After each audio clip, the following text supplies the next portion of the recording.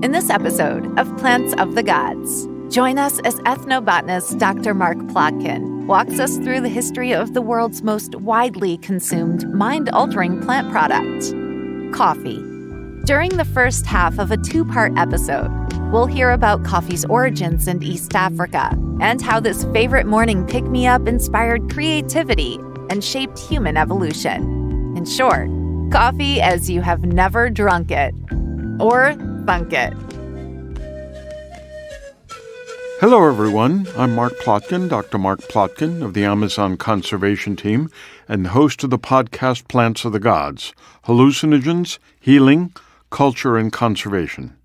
Kicking off this new season, we're going to talk about the ethnobotany of coffee. Over the course of our 4 seasons, we've talked a lot about how plants and fungi are woven through our history and our prehistory in surprising and often unexpected ways. We discussed how the battle over tall timbers to build tall ships led directly to the American Revolution. We looked into how ethnobotanist Richard Schulte's quest for the magic mushrooms of Mexico led to the development of blockbuster beta-blocker heart drugs. We examined how absinthe inspired both the greatest writer and the greatest painter of the 20th century. Today, however, we're going to talk about coffee, truly a plant of the gods. Coffee is the most widely consumed mind-altering plant in the world, and it has a rich and intriguing history.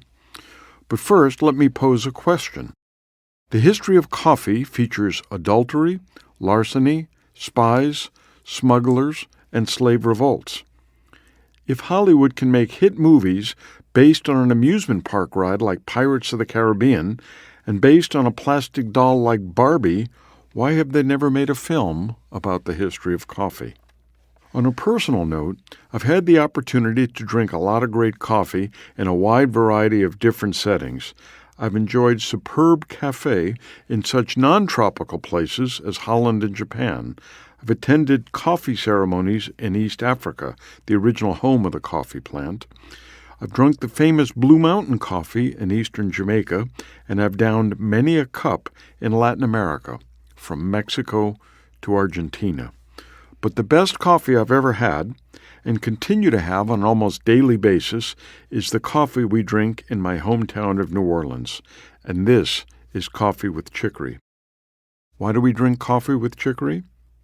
During the Napoleonic Wars, after the defeat at Trafalgar of the French fleet by Admiral Horatio Nelson and his navy in 1805, the British imposed a naval blockade to prevent foreign products from entering France.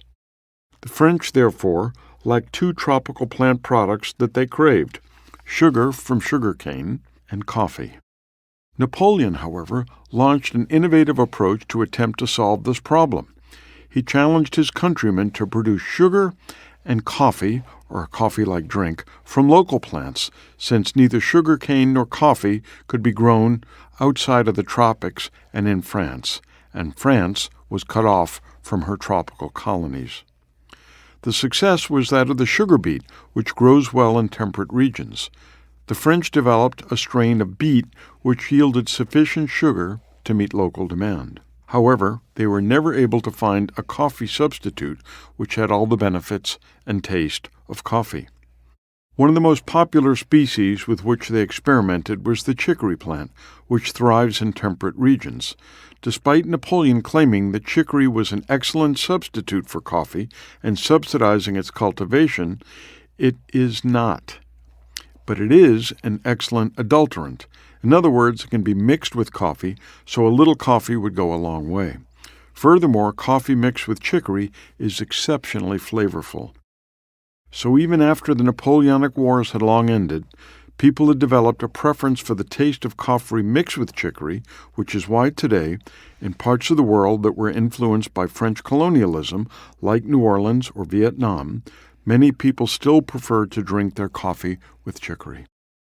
Perhaps the greatest irony of the coffee story is that it is unquestionably an acquired taste. Brian Cowan, in The Social Life of Coffee, quotes behavioral psychologist Robert Bowles, an authority on motivation, who said, quote, "Coffee is one of the great, marvelous flavors. Who could deny that? Well, actually, anyone drinking coffee for the first time would deny it. Coffee is bitter and characterless. It simply tastes bad the first time you encounter it. By the time you've drunk a few thousand cups, though, you cannot live without it." End of quote. From a broader perspective, note that over the course of the 4 seasons of the Plants of the Gods podcast, we have heard different theories as to the ethnobiological origins of human consciousness. Several thousand years ago, the size of our ancestors' brains increased by about 30%. According to the late ethnobotanist Terence McKenna, this was due to these creatures' discovery and ingestion of hallucinogenic mushrooms, the so-called stoned ape hypothesis. A competing and possibly complementary explanation for the birth of consciousness is that these primates were feeding on ripe fruits in which the sugars had fermented into alcohol. This theory, put forward by the Yale primatologist Ian Tattersall and others, is known as the drunk monkey hypothesis. Meanwhile, the current consensus is that our species evolved in or near the Great Rift Valley of eastern Africa.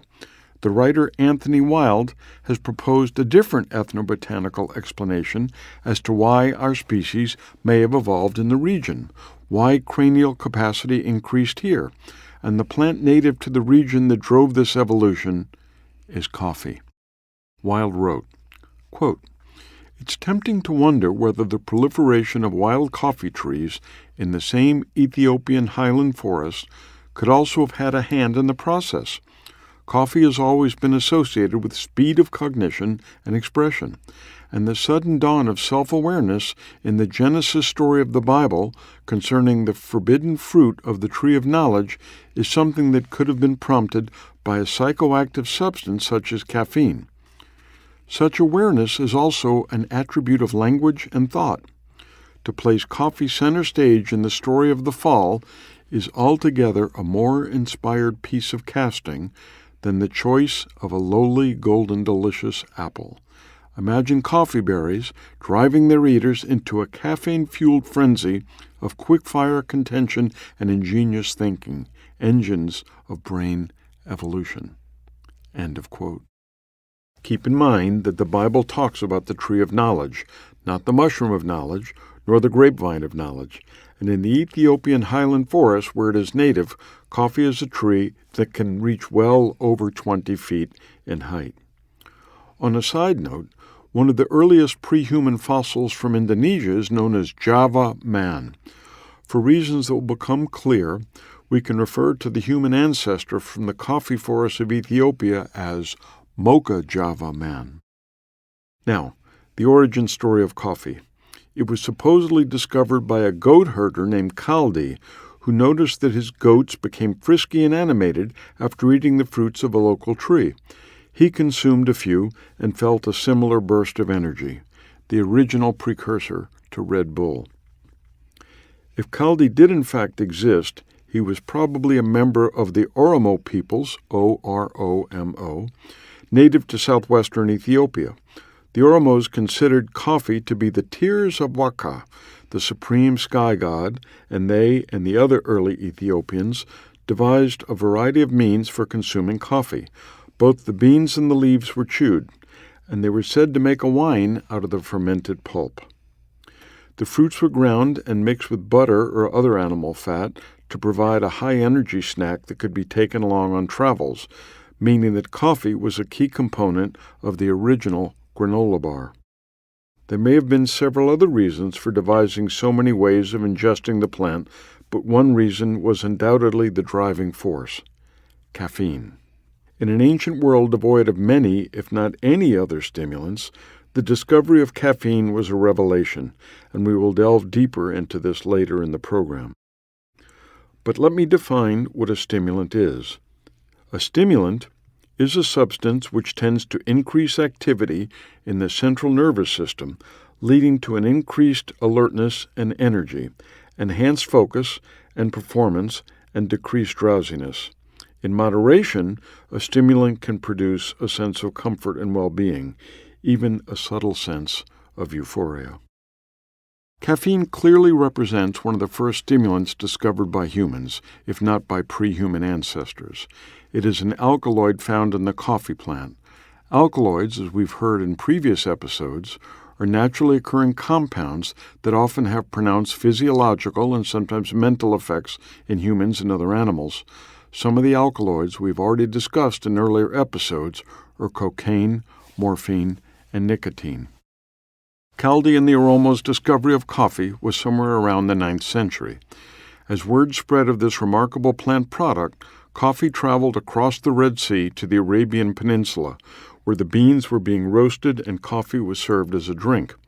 According to Mark Pendergrast in his excellent book, Uncommon Grounds, legend has it that Muhammad himself claimed that, under the invigorating influence of coffee, he could, quote, unhorse 40 men and possess 40 women. So coffee was the first Viagra. Coffee found particular favor amongst the Sufis in Yemen, members of a mystical and spiritual sect of Islam. Some Sufis are best known to the outside world as whirling dervishes. Look them up on YouTube. Sufis employ chanting, dancing, and meditation to enter a trance-like state to attain union with the divine, and they cherished coffee as an invaluable aid for maintaining concentration and staving off drowsiness during nocturnal prayer ceremonies. To meet this growing demand in Arabia, major plantations were established in the mountains of Yemen in addition to those already created in Ethiopia. The major port from which coffee was exported to the rest of the Islamic world was Mocha, on Yemen's southwest coast. As a result of this trade, coffee has often been known as mocha. Yet another explanation is that the chocolatey flavor of this Yemeni coffee has resulted in today's drink known as mocha, which usually consists of coffee to which chocolate has been added. As demand for coffee grew, coffee houses attracted unanticipated and unwanted attention by the ruling authorities. Alexandre Dumas, best known as the author of The Three Musketeers, wrote that, quote, the imams complained their mosques were empty while the coffee houses were always full. End of quote. According to botanist Estelle Levitin, quote, religious leaders felt that the time spent in the coffee houses should have been spent in the mosque. Political leaders also felt threatened by the political discussions common in coffee houses. Pendergrast, in his classic Uncommon Grounds, wrote, quote, coffee gained its reputation as a troublemaking social brew. Various rulers decided that people were having too much fun in the coffee houses, including gambling, writing satirical poems about political and religious leaders, and, quote, irregular and criminally unorthodox sexual situations, end of quote. As a result, coffee and coffee houses were banned in certain locales. In a few extreme cases, some coffee drinkers were beaten while others were drowned. But the custom of coffee consumption persisted. Why would coffee drinking continue in the face of this persecution? Certainly the lure and grip of caffeine was part of it. Pendergrast explains, quote, coffee provided an intellectual stimulant, a pleasant way to feel increased energy without any apparent ill effects. Coffee houses allowed people to get together for conversation, entertainment, and business, inspiring agreements, poetry, and irreverence in equal measure. So important did the brew become in Turkey that a lack of sufficient coffee provided grounds for a woman to seek a divorce. End of quote. Coffee became deeply ingrained in Muslim culture, so much so that it became known as, quote, the wine of Islam. Remember that Islam prohibits the consumption of alcohol, so coffee was the alternative. Sometimes a culture will adopt a drink to better differentiate themselves from another society, like we heard in our rum episode, where Americans turned to bourbon and coffee and away from rum and tea to demonstrate they were no longer typical British subjects. As Western infidels drank alcohol, which was forbidden to Muslims, coffee helped stimulate the mind and maintain attention during prayers while reducing the appeal of prohibited items like alcohol and hashish. And if coffee was the wine of Islam, coffee houses were the Islamic equivalents of taverns and bars in the West. Coffee houses sprang up in Aleppo, Cairo, Damascus, and other cities throughout the Arab world, where they quickly became hubs of social interaction. In the words of coffee historian Jonathan Morris, quote, "The advent of the coffeehouse created possibilities for new forms of social interaction.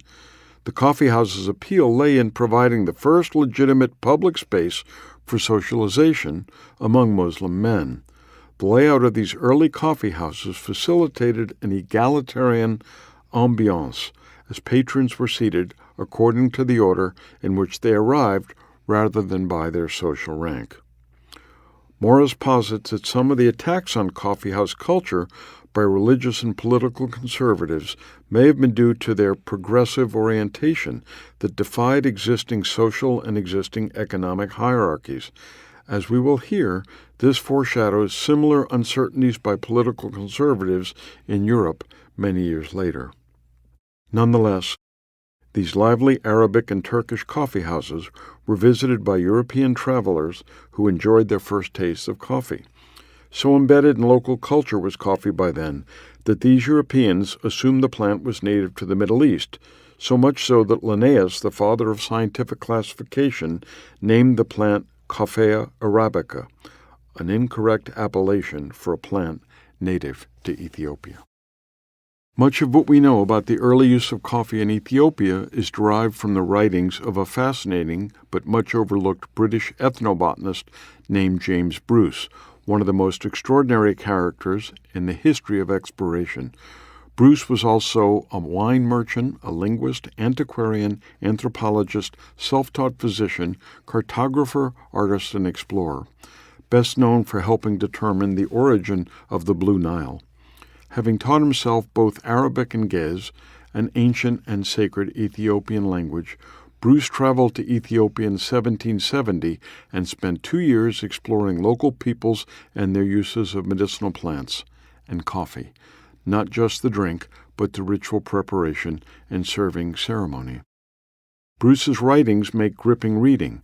Some of the customs he described were so bizarre in Western eyes that he was widely disbelieved by many of his contemporaries, though subsequent explorers were able to confirm the accuracy of many of Bruce's descriptions. Furthermore, his accounts provide ample evidence of the dangers and challenges early plant explorers faced. In one instance, he was heading east through the desert to meet up with a local Muslim dignitary in the belief that joining forces with him would convey some protection from local brigands. Such was not to be. Bruce and his colleagues found only the remains of the caravan and the corpses of the dignitary and his men, who had been attacked, robbed, and murdered. Nevertheless, though it was Ethiopians who discovered coffee, it was the Arabs who introduced it to the outside world. And they proved to be shrewd business people, anxious to maintain their monopoly as the popularity of this new drink spread to the West. Once Venetian traders brought coffee to Europe around 1615, and caffeine exerted its inexorable grip on these new consumers, the European colonial powers recognized the economic potential and realized that coffee could become a valuable cash crop in their tropical colonies. The first Europeans to break the Arab monopoly were the Dutch, the greatest commercial entrepreneurs in the 17th and 18th century. The so-called Dutch century was a period of extraordinary economic prosperity, and their powerful navy and vast merchant fleet generated the wealth and artistic innovation manifested in the paintings of Rembrandt, Vermeer, and Frans Hals. Much of this wealth was derived from tropical trade. Nicholas Whitson, explorer of Siberia, maritime author, mayor of Amsterdam, and member of the governing board of the Dutch East India Company, encouraged the Dutch merchant von Broek to obtain live coffee plants from Mocha in 1616. The Dutch planted them in the Dutch East Indies on the island of Ceylon, now Sri Lanka, in 1658, and then Java in 1699, and then in their colony in Suriname, which was the first plantation in South America, in 1716. Production from the East Indies soon eclipsed that of Yemen, and coffee from these Dutch colonies was soon known as Java, named in honor of the island on which it grew, hence the generic name Mocha Java. Trees from the Asian plantations were shipped to the Amsterdam Botanical Garden in 1706, but only a single specimen survived the arduous journey. One seedling from this plant was gifted to French King Louis XIV in 1713, and it was planted in the Jardin des Plantes in Paris. A cutting from the French tree was taken to the Caribbean island of Martinique, where it eventually gave rise to many of the world's coffee plantations, particularly in Central and South America, all descended from this single specimen in the Amsterdam Botanical Garden. Historian Henry Hobhouse wrote, quote, "No other single plant has ever had such an influence on world trade. No other single plant can be identified as the mother and father of a whole way of life.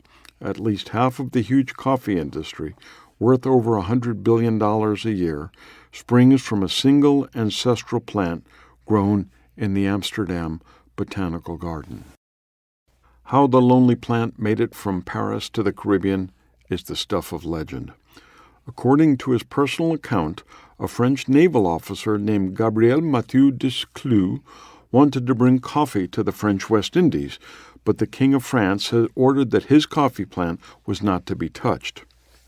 Desclous, however, knew that the royal physician had carte blanche to collect any botanical material he might need for medicinal purposes, since most remedies at that time were made from plants.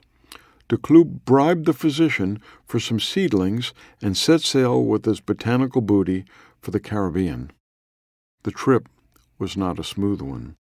Off the coast of Tunisia, the ship was attacked by Barbary pirates, who were fended off by the onboard cannons. According to Desclous, on the ship was a spy in the employ of the Dutch, who did not want the French to start a coffee industry which would compete with their own. Though the Frenchman was able to keep the Dutch spy away from his precious seedling, another threat arose when the ship was nearly destroyed by a tropical storm which sharply reduced the onboard supply of potable water. Trapped in the windless doldrums for over a month, the indefatigable Frenchman shared his tiny water ration with his beloved plant, which ultimately survived and thrived when planted in Martinique. Nor was this the only story of intrigue in the coffee saga.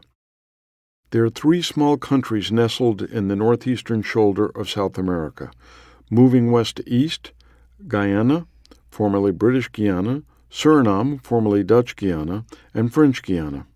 As mentioned earlier, Suriname is where the Dutch had made the first South American plantings in 1716, but without much commercial success. Ironically, Suriname was to play an important but indirect role in the creation of the Brazilian coffee industry. Ever since the first arrival of the Europeans over 500 years ago, there have existed border disputes between the 3 Guianas, disagreements that have continued to the present day. In an attempt to resolve a problem between Dutch and French Guiana in 1727, colonial officials asked a Portuguese military official named Francisco de Melo Palheta in neighboring Brazil to adjudicate the dispute. Melo Palheta was not only a soldier and a diplomat, but also a fervent nationalist and a bit of a rake. He was determined to smuggle some coffee plants to Brazil, since their export from French territory was expressly forbidden, while casting his wandering eye on French Governor d'Orvilliers' wife. He decided to combine his 2 pursuits. In the course of the border negotiations in the capital city of Cayenne, he managed to seduce Madame d'Orvilliers. At the closing banquet, she handed her charming paramour an invaluable parting gift, a bouquet in which was hidden coffee seeds, descended from the immortal plant that Desclous had brought from Paris to Martinique. These smuggled seeds gave birth to the Brazilian coffee industry, today valued at more than $10 billion, or about 35% of the world's coffee. Melo Palheta's introduction of coffee into Brazil in the early 18th century was not an immediate success. Whereas he and his colleagues began planting it in the Amazon, coffee production began to skyrocket about a century later when Brazilians began planting it further south in the states of Minas Gerais, Rio de Janeiro, and São Paulo, while destroying vast tracts of the Atlantic rainforest in the process. As coffee is a labor-intensive crop, enormous numbers of Africans were imported and enslaved in appalling conditions. As is so often the case with economies closely tied to a few commodities, booms and busts enriched and impoverished locals. As power and wealth was concentrated in the hands of a few, a new class of ultra-wealthy coffee barons arose, detailed in the books of Brazilian authors like Jorge Amado and Euclides da Cunha. The bust cycle and the abolition of slavery, extraordinarily late in 1888 in Brazil, saw former slaves flock to major cities like Rio, creating enormous shanty towns known as favelas that persist to the current day. And the abolition of slavery and the resulting demand for cheap labor led to an influx from various parts of the world. Immigrants from Italy, Lebanon, Syria, and Japan, among others. It's a little-known fact that Brazil harbors the largest population of Japanese people outside Japan. Ironically, many coffee enthusiasts that visit Brazil find that much of the local coffee, known as cafezinho, is awful. In my opinion, the world's best coffee is grown on rich, usually volcanic soils and under shade, which is why Colombian and Costa Rican coffee are so spectacular. However, much, if not most, of Brazilian coffee is grown on poor soils directly exposed to the burning tropical sun, and failing to develop the oils and aromas that characterize the best Mocha Java. I was once in an upscale bar in São Paulo, Brazil, and ordered a cup of coffee, which was so dreadful that I expressed my disdain to the bartender. He smiled, reached under the bar, and pulled out a small burlap sack that had printed on the side, "Só para exportação," only for export. He made me a delicious espresso, winked, and said, "Brazil makes more money when we send the best stuff abroad."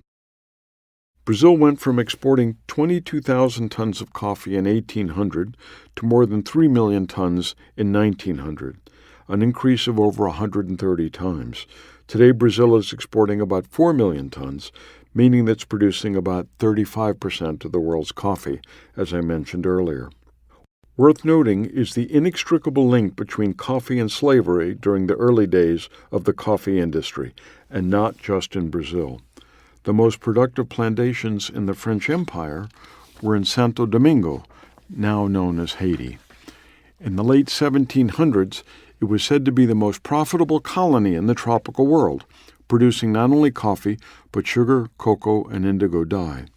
So brutal were the conditions of the enslaved Africans, however, that a series of slave revolts eventually led to the Haitian Revolution.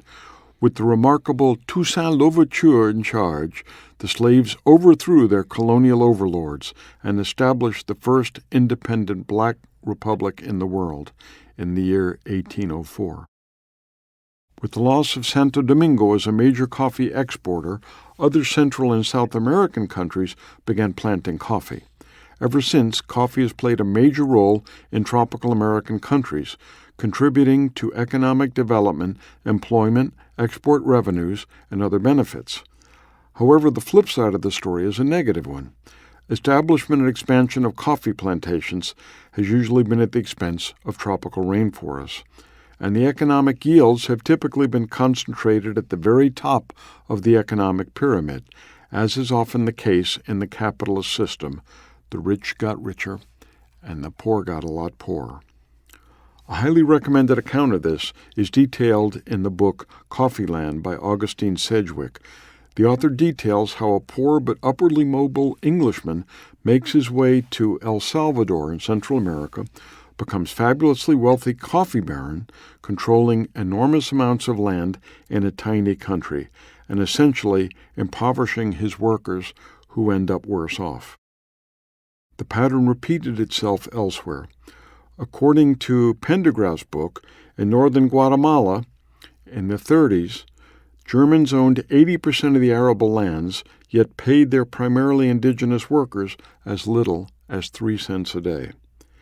And many of the coffee barons in Central America in the 30s were not only German, but also ardent Nazis.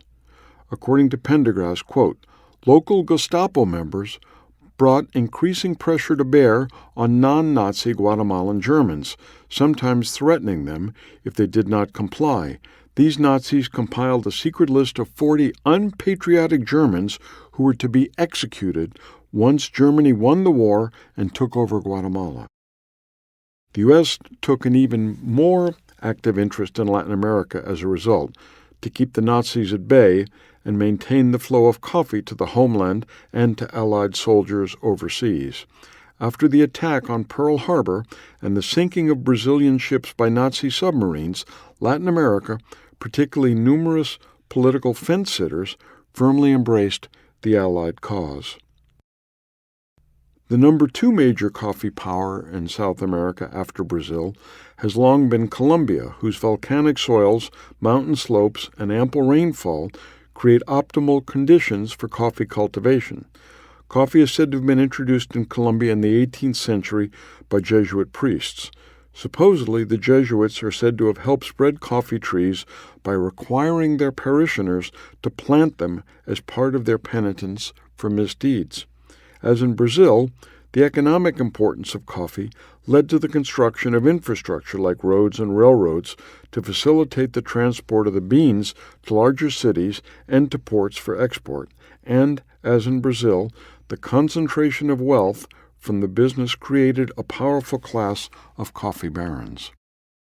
A notable exception to this seemingly unavoidable process was Costa Rica. Coffee was introduced in the Central Valley in the 1700s.